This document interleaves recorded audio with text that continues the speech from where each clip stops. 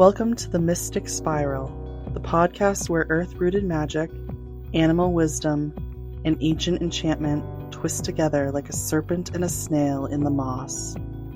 Join us as we explore the unseen, the intuitive, and the beautifully strange. Each episode invites you deeper into the spiral, into the myth, and into the wild magic that lives within and around all of us. Hi, I'm Lauren, crystal healer, earth-rooted mystic, and friend of snails and mossy fae folk magic. And I'm Laura, animal communicator, serpentkin fauna witch, and solitary sigil practitioner.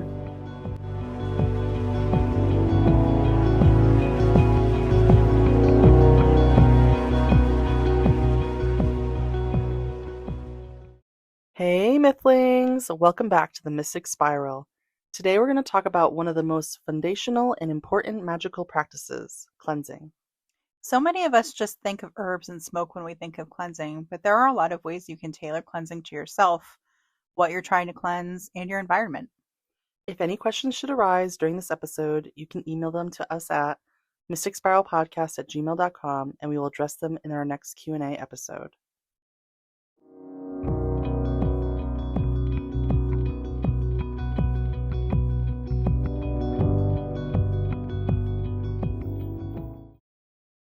So what is cleansing? Why is it important to do?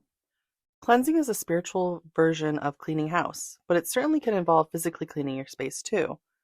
Over time, negative and stagnant energy builds up and it affects us more than we realize, just like messes in our space can. They can block a flow, impede our comfort and growth, like the roadblock that makes you late for work. This can be a blockage or clog that has grown over time from many things, or it can be something as simple as a rough day or an unwanted visitor leaving some of their negative energy behind. Yeah, you don't want to keep that in your home or in your person. You sure don't. And when you cleanse that blockage out, you notice the difference pretty quickly. The air is less heavy, there's a little less weight on you emotionally, and you can almost feel the river of energy moving again. You can cleanse spaces, objects, people, including yourself, etc. Well, let's talk about how to cleanse. Most people automatically think of smoke cleansing, but there are so many different ways to do this. There is truly a way for everyone, no matter your situation. Some people can choose from any of the methods of cleansing. Some people have a sensitive pet and can't use smoke or scents, and some people are living situations where they can't necessarily draw attention to their practice. All of that is okay, and we got you no matter what. So since smoke cleansing is what most people think of, let's start there. What's your favorite way to smoke cleanse? I really like using sage, but it doesn't have to be white sage. There's garden sage and purple sage, all sorts of good things that you could use. Also, I enjoy using cedar, and I use rose incense a lot too. The different herbs each have their own flavor to add. Rosemary is protective and chamomile adds calming energy. Lavender adds both protection and relaxation, as well as a scent that is a little stronger. I love the smell and the act of smoke cleansing, but I can't use it because my reptilian pets are incredibly sensitive. Cedar is particularly bad for some animals to inhale, so another one of my favorite ways to cleanse is with the spray. You can buy cleansing sprays or you can make your own. Generally, you'd use some herbs like garden sage and thyme, infuse your intention as you boil them to make a tea, and then strain the water into a spray bottle. Instant cleanse. If you need the spray to be a little less intense like I do, you can put the herbs in room temperature water with your intentions and let them sit for a while before straining them. The spray won't have a strong scent, but that's the point for my situation. Make sure you strain out the herbs before they go bad. That's a different kind of room spray. And if you use moon water, you can add a little extra zest. You can just use herbs too. If you can't access a witchy shop, you can just go to the grocery store or your local apothecary, and you can add them to a cozy bath as well. Yeah, you can totally do that. I also just learned from Wendy Mata at Bruja Power Botanica on her Instagram about using fresh herbs on specific parts of your body to help cleanse chakras. If you're interested, her Instagram is at Bruja Power, and she's so cute and has a really warm energy and so much wisdom and knowledge, and a lot of free, quick webinars. But also, the specific ones she mentioned in the video were basil, chamomile, and garden sage.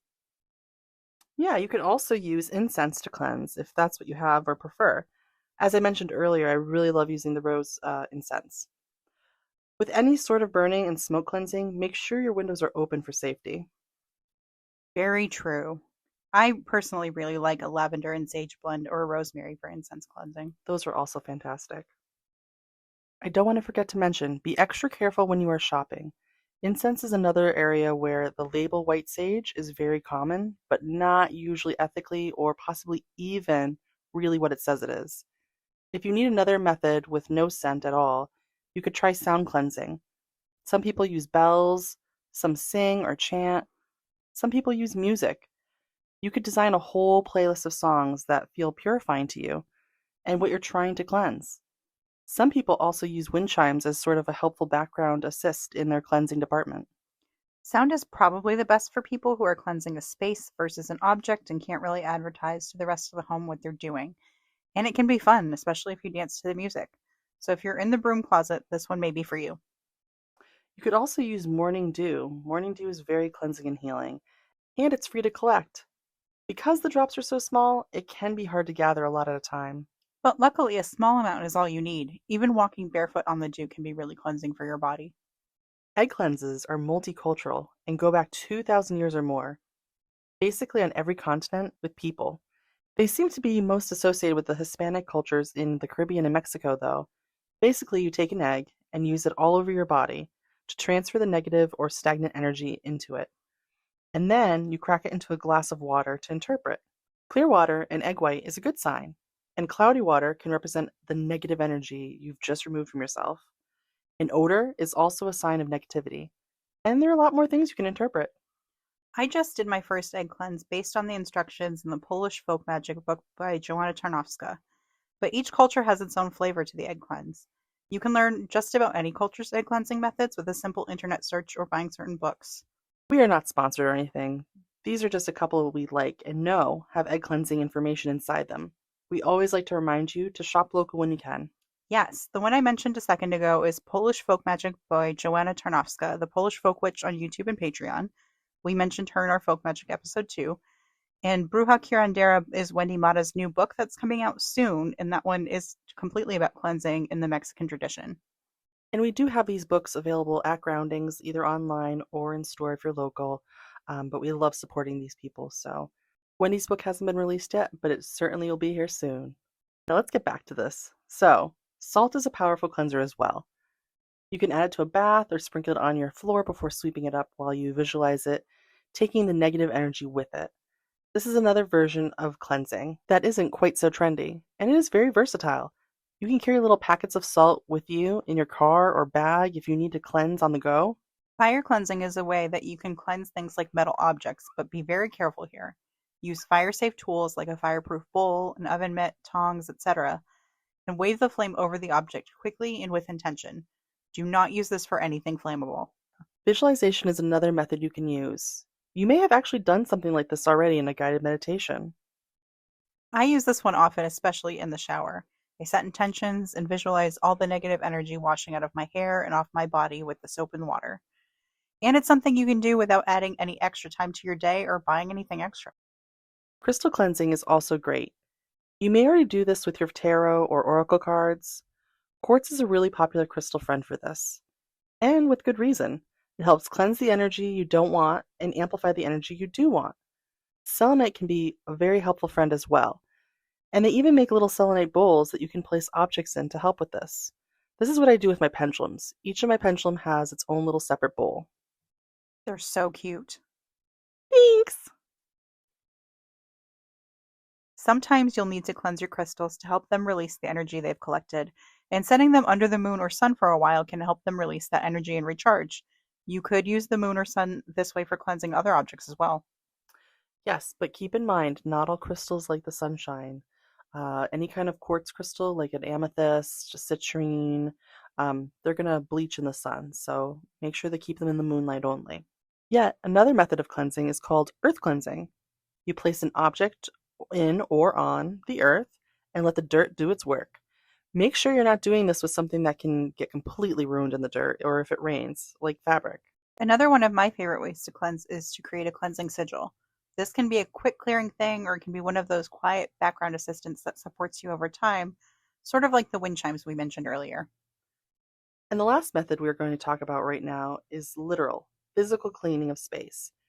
It doesn't have to be a big, deep clean, although you can do that if you want. It can just be a little spruce up of a room or home with a focus on your cleansing intentions. With all these amazing options, how do you decide which way to cleanse? Well, you want to consider what you're cleansing: a home, a room, a person, an object. You also want to consider your surroundings. If you're sensitive to scents or have pets who are, you won't want to use a method with strong smells. And if you're at work, you may not want to sing and dance. Or maybe you do. You might also feel called to a certain type of cleansing, or want to try them all and see what feels best for you. You can cleanse with all of the elements, or choosing one that might feel right for a particular day or object or room. Cleansing is such an important practice for all of us to do, and I know I definitely don't do it enough. So here's your happy reminder to cleanse yourself as often as you need to, daily, weekly, after extra stressful encounters like the grocery store. Ugh. You can get most, if not all, of these things you need for cleansing at local shops. Yes, and don't forget to shop locally whenever you can. There truly is a method for everyone in every situation, too. So, no excuses. If you implemented a new way to cleanse, drop us a comment and let us know. We'd love to hear your feedback.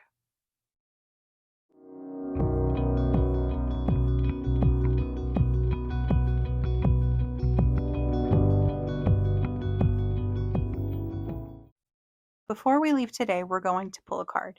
Today we were called to use the Fairy Pathways Oracle by Paulina Fay.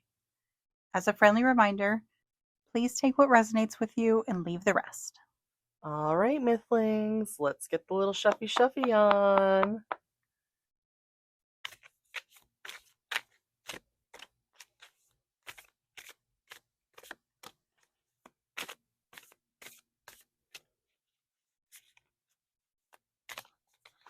Ooh, discovery. It's a beautiful card. She's so cute. I love those colors together. It's like blues and goldens and some little reds and I'm like a darker gray purple color. yeah, it's got like a dreamy forest nighttime tone to it. Yeah, and if it wasn't like a matte color, it would almost be iridescent. Ooh, yeah, yeah, yeah. And I like that she's holding kind of like a little firefly or something. Yeah, and her wings are gorgeous. Oh, yeah, I love the wings. All right, let's see what this message has to hold for us today. The journey of discovery awakens fresh vision. Explore with an open heart. Embrace the mysteries around you. And let each new experience expand your mind beyond its former bounds. And this fairy's name is Glimmerwing. Very fitting. So fitting. Well, I'll be posting this on our socials, so give us a like and follow on Mystic Spiral Podcast on Facebook and Instagram. If you listen to this and want to try a new way of cleansing, let us know about it. We love learning about what helps you. And next Wednesday on the Mystic Spiral, we'll be talking about the mysterious moon and her phases. Until then, Mythlings, keep listening and keep your magic soft and steady. Bye for now.